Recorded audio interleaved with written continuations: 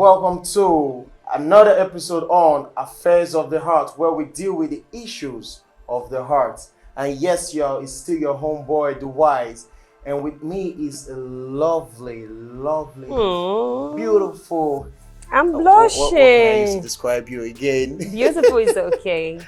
A beautiful guest today in the person of Pearl Omori. I hope I got it this time. Yeah, you did. Yes. I'm delighted to be here. You're welcome. Thank you very much for joining us. All right, so and today we will be talking about toxic relationship. We just signed at the same time. Are you thinking what I'm thinking? I just hope it's something that I'm thinking that you're thinking. No. Okay, so what do you think is toxic relationship? Well, toxic relationship is a relationship that it's unsupportive.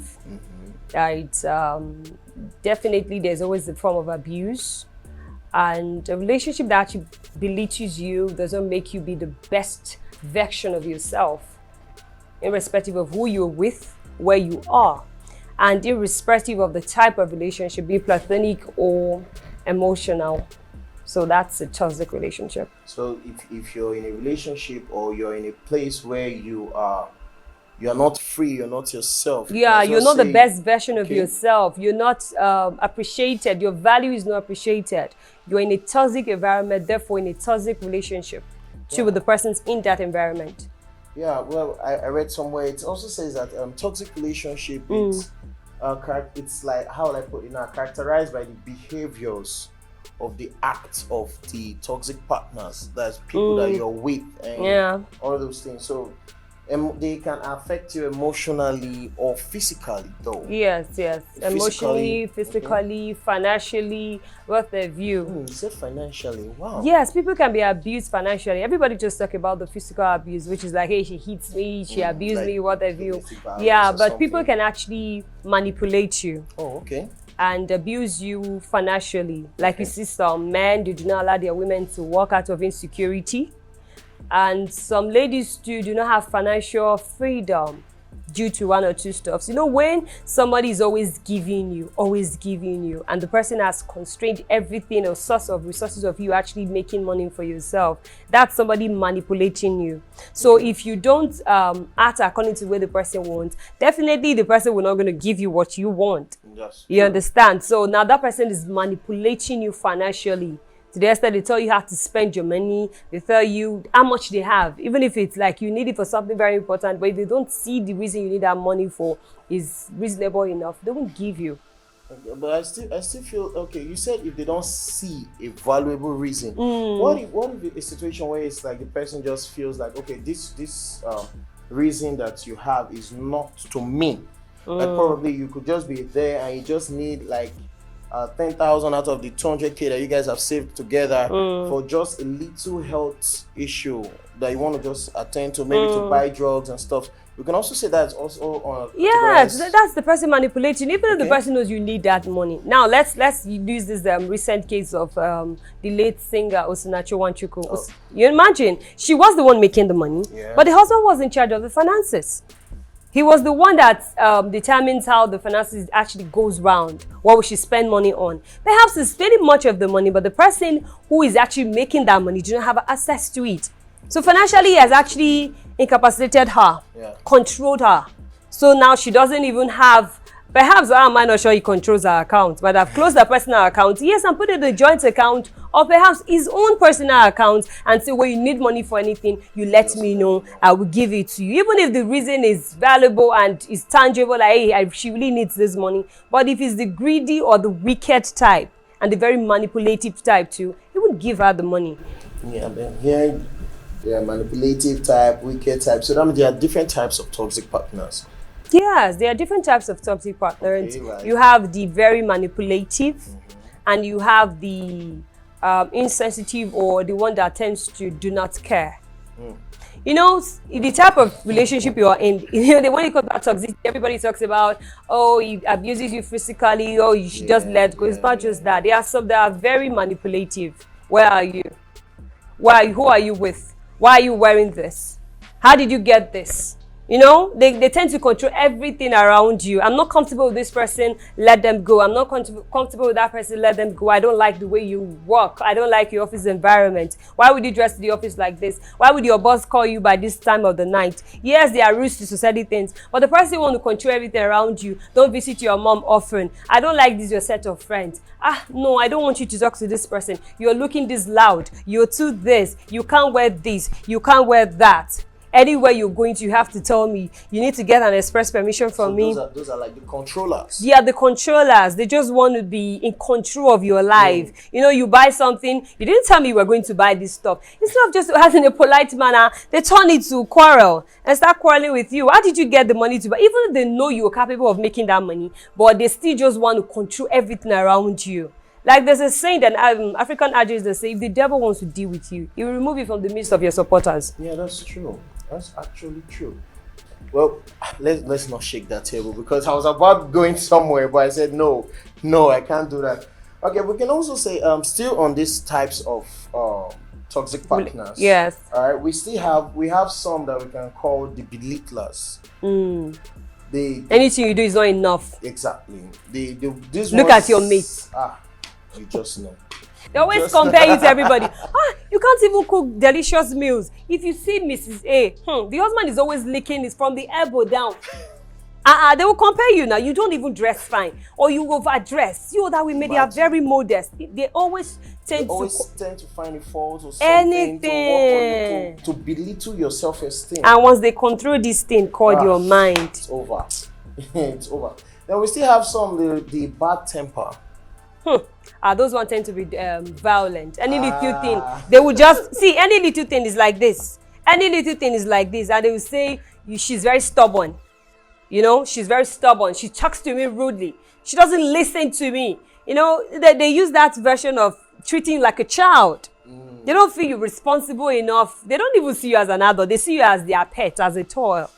So that means this because now the way you explain this bad temper kind of person, it doesn't just work in a relationship. It cuts across everywhere. Yes, you can have friends that can hit you and will be learning if you think like, you just talk to me like that. So I because I know we have friends that at some point what you do just trigger the anger in them, and then they'll be like, you know, say I no sabi control my anger. You know, say I no sabi control my anger. Dead body go surplus. Yes, but we still have those that we call the guilt inducers. These ones, these ones are actors. They learn work come from heaven. These ones, they will just make you. They are the one that offended you. They'll be like, they just manipulate you. Everything goes to your psychology. Yeah. They just make you feel like, I would have done this. Anything I do, don't always see it. I'm okay. I'm trying to correct you. You said I'm shouting at you. These people, they are very good actors. You can't catch them at all, except you're smart enough to take a walk. And sometimes, no matter how smart you are, they tend to outsmart you. Yes, definitely. That's just a funny thing. I said after the issue, they will just come up and be like, I was just correcting you. And now, see the way you just caricated the whole thing. You'll be like, hello. You were the one that was just... No, some persons are like that. They are very deceitful. Yeah. Anything you do. If you tell them something that they can change it. You didn't tell me. Was that what you said? Oh, I thought you said B. I didn't know it was A. Wow. When did you convert from C to D? Like those guys. It's change of position. Okay. Okay, then these two I'm gonna call next. Okay. Are my all-time favorite. Over dependent partner. Okay. They tend to like depend on you. Yes, you know, relationship is a two-way thing. Yeah, it's a give and take. Yes, it's just yes.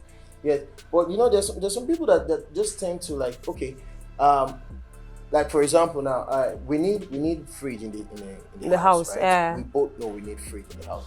But and I've come to meet you and I'm like, babe, what do you think about getting a fridge? Just to get your own kind of like response, your own reply, and it's so that if it goes south, they can just easily say, "She talk or not me talk." You know, they tend to push things. They are liars. Okay. They tend to push things. Yeah, oh gosh.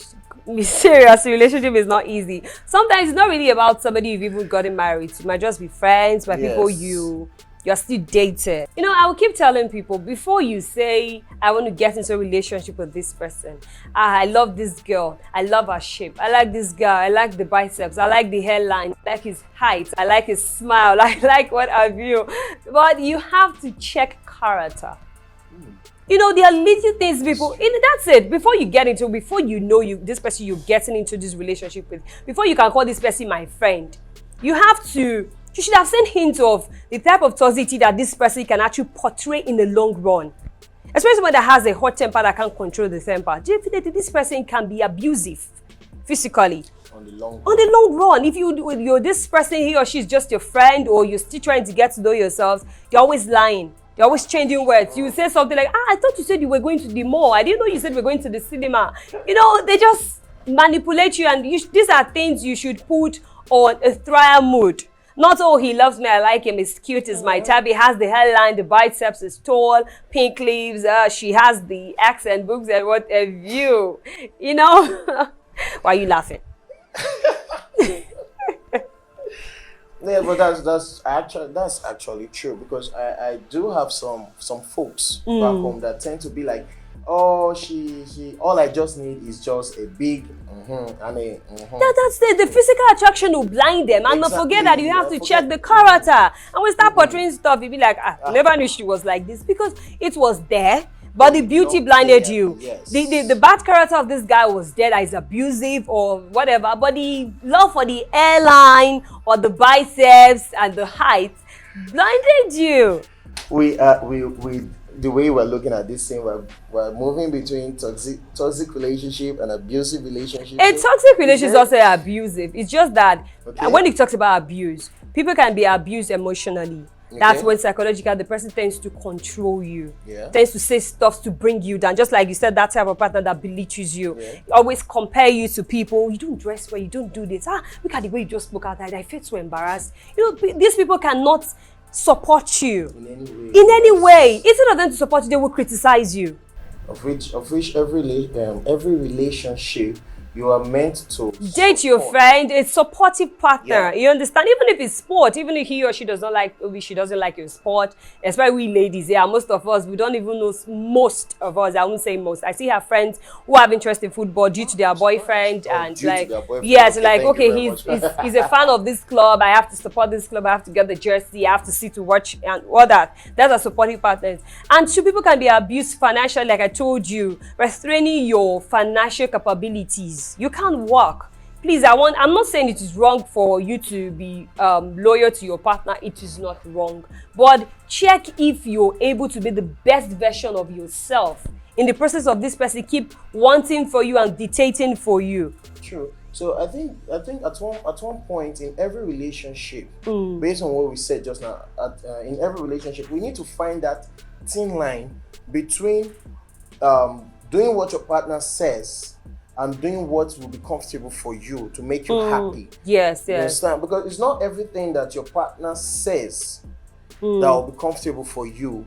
And at the same time, you as a partner, it's not everything that you want that your partner would want. Okay, I have a question for you, D-Wise. All right. The question is, it's a very dicey one.